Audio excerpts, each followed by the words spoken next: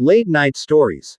The Squidbillies at Large. The story of Early Kyler robbing a gas station is a memorable moment from Squidbillies, showcasing Early's reckless behavior and hillbilly criminal antics. In true Squidbillies fashion, the scene is over the top and absurd, packed with the dark humor the series is known for. Early, as the chaotic, self-proclaimed, alpha squid, often finds himself involved in schemes fueled by greed, stupidity, and a warped sense of entitlement.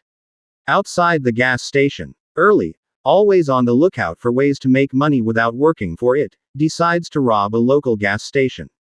With his son Rusty reluctantly tagging along, Early devises a master plan that mostly involves barging in with his shotgun and yelling incoherently. The robbery. Early enters the gas station wearing a paper bag as a mask. However, the bag has eye holes cut so poorly that it keeps slipping, exposing his face. He shouts absurd threats, demanding cash, beer, and beef jerky while berating the terrified cashier for not moving fast enough. Rusty, standing awkwardly to the side, tries to point out flaws in the plan, like the fact that Early's truck, with its license plate reading, Kyler, is parked in plain view outside. At one point, Early accidentally robs himself, mistaking his own wallet for the cashier's. The chaos. Things escalate when the sheriff, the town's law enforcer, who's just as inept as Early, shows up, leading to a bizarre standoff. Early tries to outwit the sheriff by arguing that he's merely conducting an experiment on capitalism, not committing a crime. Somehow, this argument buys him enough time to escape with a pack of stolen Slim Jims and a handful of loose change. The aftermath. The robbery ends with Early's usual bravado as he drives off shouting, "That's how a man gets things done," while Rusty nervously clutches the stolen goods. Of course, Early's actions come back to bite him in some ridiculous way later, as is tradition in Squidbillies. It started like any other day, overseeing Kiaba Corp operations, ensuring my tech empire remained the pinnacle of innovation, and, of course, refining my strategies to dominate every Duel Monsters tournament. My rivals are predictable. None of them pose a real challenge.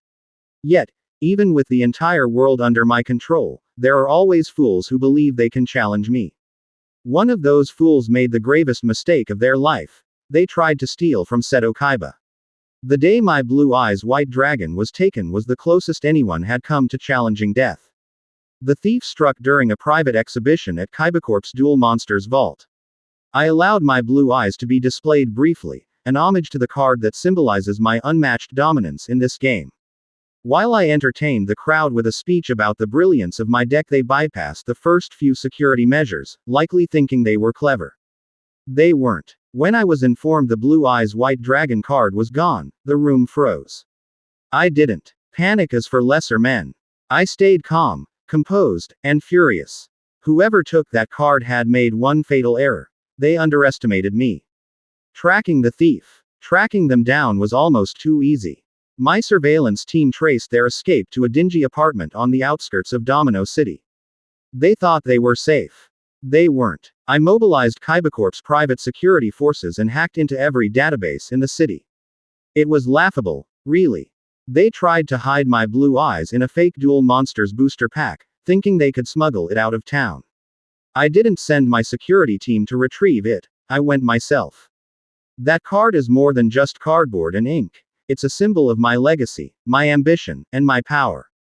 I kicked down their door without a second thought. There they were, trembling like the coward they were, holding my card as if it belonged to them. My presence alone was enough to reduce them to a stammering wreck. "Do you have any idea whose card you've stolen?" I asked, my voice cold and sharp. "This isn't just a card. This is the Blue Eyes White Dragon, a card that belongs only to Seto Kiaba. You were a fool to think you could keep it. The Blue Eyes White Dragon was back where it belonged, and my empire remained untouchable. No one challenges Seto Kiaba and walks away victorious. That thief learned it the hard way. The next time anyone thinks of coming for my cards, they'll remember what happened to the last idiot who tried, and they'll think twice."